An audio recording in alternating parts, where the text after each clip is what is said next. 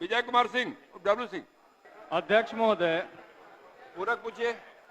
नए उद्योग के लिए कितनी भूमि की आवश्यकता है और सरकार के पास कितनी भूमि उपलब्ध है? एक और दूसरा है कि भूमि की उपलब्धता के कारण कितने निवेशकों का प्रस्ताव अभी तक लंबित पड़ी हुई है? अध्यक्ष महोदय, मैंने माननीय सदस्य के प्रश्न के आलोक में 3 पृष्ठ का बहुत ही विस्तृत उत्तर मैंने दिया है और मैं उसके बाद भी इनका पूरक है, मैं इनको पुनः ये जानकारी दे दूं कि Bihar industrial area development authority, जिसे बियाडा हम कहते हैं, उनके 9 क्लस्टर के तहत 84 इंडस्ट्रियल एरिया कार्यरत है।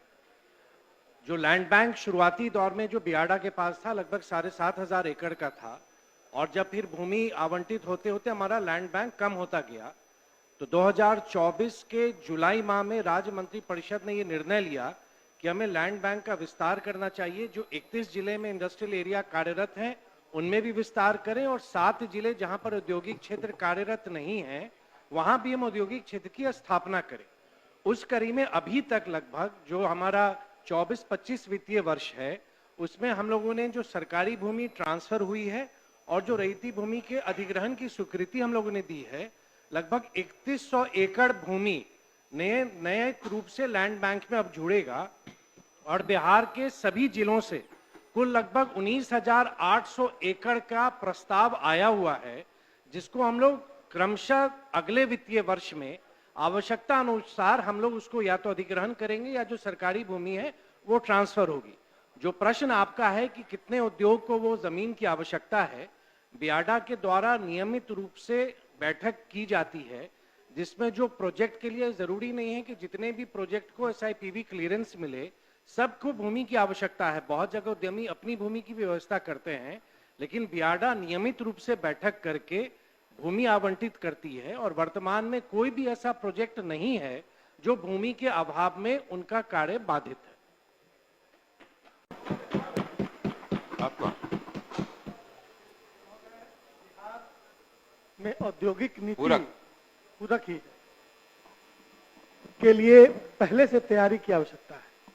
अक्सर बिहार के बाहर के जो निवेशक हैं वो उद्योग लगाने में देर होने या प्रक्रियात्मक देर होने की वजह से यहाँ से लौट के चले जाते हैं या आने में हिचकिचाते हैं। ऐसी स्थिति में क्या सरकार कोई लैंड एक्विजिशन पॉलिसी और बनाकर और व्यापक स्तर पर लैंड बैंक बनाकर तैयार रखना चाहती है ताकि उद्योगपतियों को उद्योग लगाने में किसी स्लैक का सामना नहीं करना पड़े? माननीय मंत्री। माननीय अध्यक्ष महोदय, मैंने बहुत स्पष्ट रूप से बताया और माननीय सदस्य तो राजस्व मंत्री भी रह चुके हैं। हमने पूरी प्रक्रिया बताई कि राज्य मंत्री परिषद से स्वीकृति हम लोगों ने ले ली है कि हम अपने लैंड बैंक को विस्तारित करें। हर एक जिले से हम लोगों ने प्रस्ताव भी मांगा है जिसमें अभी लगभग 19,800 एकड़ के प्रस्ताव बिहार के 38 जिलों से हमें प्राप्त हुए हैं। उन प्रस्तावों में कहीं कहीं लैंड एक्विजिशन का भी प्रस्ताव है और कहीं सरकारी भूमि ट्रांसफर करने का भी है।